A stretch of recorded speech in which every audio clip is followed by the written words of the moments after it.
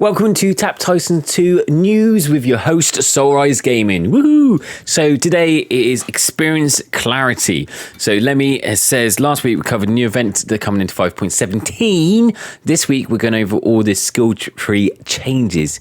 So this is to the solo raid world. Let's get into it. So start off, we talked about changes to builds, some damage sources difficult to use for newer players. Also we're making changes to help the damage source is more accessible. So if you're a new player, pretty much the only build you can really do is pet. So pet build and clanship build. Literally, if you from scratch, all my videos and guides on channel, it says go clanship build, because that's pretty much all you've got. So hopefully this will be more accessible to everyone, because you can't really do shadow clone or heavenly strike with mana, because mana is a big issue, and passive damage. Heavenly strike can be difficult for new players due to your high mana and heavenly strike. To help address this, we're lowering mana cost of heavy strike spell at all levels, especially at spell level 17 and below. This will not change the multicasting cost of heavy strike. Shadow clone, it's almost like I've pre-read this. Shadow clone will undergo a few changes. First off, the base duration of shadow clone is increasing from 30 to 60 seconds, and that makes it a 1 minute wonder.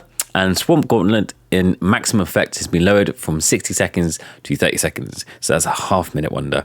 This will help front-load Shadow Clone duration to allow it to be used by newer players. The ED, Eternal Darkness skill, will also change to increase the base Shadow Clone splash through bosses chance. The Ruthless Necromancer mythic set will be tweaked to keep the overall splash chance the same for players who own the set. This will help Shadow Clone maintain faster speed without being depending on mythic set. Okay.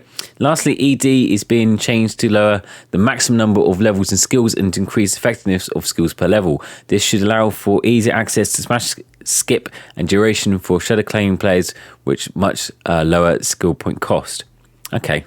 I'm going to try all these out when they've been updated, see if it actually makes any difference to late game players as well. The Dagger build will also undergo some changes. Dagger builds will change to regenerate daggers one at a time rather than reloading all daggers on a long cooldown. The base cooldown for each dagger will be lowered, and also the base dagger count to increase for players. Daggers will never expire for players with these new changes. That's why I didn't really like Dagger build at the moment, because it's the cooldown of the daggers, and you can only splash through with the daggers, and if it's continuous, I'd be much better. But then that'd be a really active play, man. I don't really like constant. Can you imagine, like this is the thing with heavy strike, you have to constantly tap it, and it can be really boring if you've been playing it for hours and hours. I like a passive play, man. Bring back Silent March build. Hashtag Silent March build in the comments below. Let's bring it back. Let's play this game without playing the game. In addition to the functional changes, we'll also be changing how your daggers visually appear. Well, what's this? Some sort of weird hairdo? Nah, don't like that. Previously, you have a large line of daggers spawns, and now daggers will spawn in a tight cluster fan. It's a cluster F, that's what it is. It's not a cluster fan, it's a cluster beep. Anyway, above the Swordmaster, you will be able to tap on daggers to throw them, or you can flick like you did with your ex-girlfriend for daggers to aim at them targets too, because you've got to hit that G-spot. So you should reduce the screen space that daggers take up and help reduce accidental daggers throw, because you don't want to throw daggers accidentally. That is a hazard. So finally, daggers will now automatically be thrown if you reach your maximum dagger count. If a new dagger would spawn, you have too many daggers spawned, the dagger will automatically be thrown. These daggers will be unable to hit targets or active the blade cycle special attacks. This will allow daggers builds to have more passive play style. Goody. Now for the next section, we'll be changing the skill tree to help add additional clarity to skills. So Master Thief, Ember Art, and Heroic Shot will be having the bonuses changed for a combination of multiple bonuses to their component bonuses. For example, Master Thief prize gold bonus will now instead give all gold and jackpot gold. This will leave the skills functional the same, but will increase the clarity of these skills. Cleave and Strike will be changing to give critical damage rather than maximum critical damage, and will be retiring the minimum critical damage and maximum critical damage bonus entirely to standardize them to critical damage. In addition to these changes, we're also changing Cleave and Strike negative critical chance bonus to positive critical chance bonus. This means players will no longer reach 0 critical chance. Lightning Strike is being changed to not require an active spell to activate, and this will allow Lightning Strike to be more usable for new players and in AT. Strike of Luck will be changed to swap the deadly critical damage bonus into normal deadly strike damage. This will remove deadly crit damage from the game, and values will be tweaked that no damage will be lost as a result of the change. Forbidden Contract and Royal Contract, I never use them. I never use FC and RC, man. I don't know why, but it's the which one is it? Is it Royal Contract that there's mana drain to use and it's title mana anyway? Sometimes difficult to use together as have different durations and thus desync in the cooldowns. We'll be changing how the two contract skills work so that if you cannot pay for one of the contracts, both contracts will expire. Okay.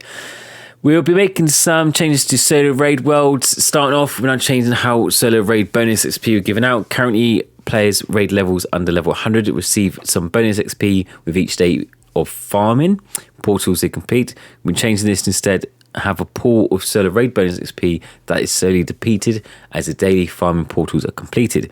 This means that players who quickly progress through stages of clan raids will be able to earn a consistent amount of solo raid bonus XP and progress without fear. The solo raid bonus XP for existing players will be set based on your current player raid level, as players who have high raid levels will have already collected the full amount of the old solo raid bonus system. In addition to the change to XP, we'll be adding a new leaderboard to display all the players raiding in your solo world. This leaderboard for your world will not offer any special rewards. Oh, so just for clout, rubbing their faces. It'd be cool if with the leaderboard you can leave messages to people so that, you know, it's nice seeing other people, but on rare occasions I see someone I know and like then I send them on Discord going, I'm better than you. So I like that. I like that bit of banter, a bit of taunting. So I think more the fact you can only chat to you 50 people in game. They should be like a global chat or at least tournament chat or an AT chat. Because come on, man, the whole point of winning tournaments is to prove how much better you are than the other person. So bring like better chat system in. Last we'll be adding a new legendary equipment set themed around solo raid worlds, the Cosmic Wanderer equipment set. The Cosmic Wanderer will give an all damage bonus for each solo world you completed, and only gain in power as you push higher in raid worlds. Cosmic Wanderer will also help you push through solo raid worlds, giving increased solo raid damage. To note, Cosmic Wanderer sets only affects solo raid worlds, will not impact your clan damage. Okay, let me read this. So would it give you all damage bonus for each solo world you've completed, allowing you to gain power as you progress for solo raid worlds? So that all damage, would that only apply in solo worlds, or is it all damage like as a permanent all for everything? Help you push through solo worlds, increase solo knowledge. So Cosmic says only affects solo worlds and not affect your clan raid damage. So yeah, it looks like it's only solo raids. The reason I say this is because it's like a conundrum, because again, that seems like a more pay to win, because if you have higher like ratings, basically you're buying your dust, you're spending loads of money and getting more dust. It means you've got more raid damage and you've got more higher cards, so you can complete more like worlds than normal. Then that means you can get rewarded for more damage than the average person.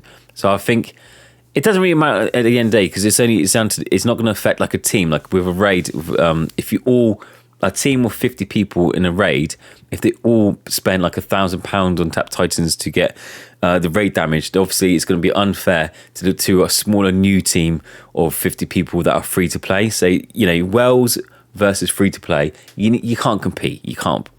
But that's the same with everything. You know, you can't get jealous of that. That's just life. You know, if you can afford it, pay for it. If you can't, spend it on something better. I mean, you want to spend money on a mobile game? No, be my guest. I'll spend it on holidays. I'll spend it on my family. That's me. So people are different. But with this one, I think this will... You can take advantage of this if it's the fact that you can get extra all damage bonus in your solo world. You level up your cards extremely high. These wells are going to get so much more extra damage on this update, and they're going to splash through those solo raids even higher, so for even more rewards. And it's an infinite cycle of whalage. By the way, it does look pretty sick though, so that's a plus. I might use that for my thumbnail, because that is sick, bro. Hope everyone excited for changes. Any changes, good change. People may whinge about it. People may not whinge about it. I may whinge about it. I always whinge about it. I'm a bit whinger. But to be honest, fair play to Game High. 5 years, still going strong. Tens of thousands, hundreds of thousands of followers. And I like the game. To be honest, I whinge about it, but I like the game.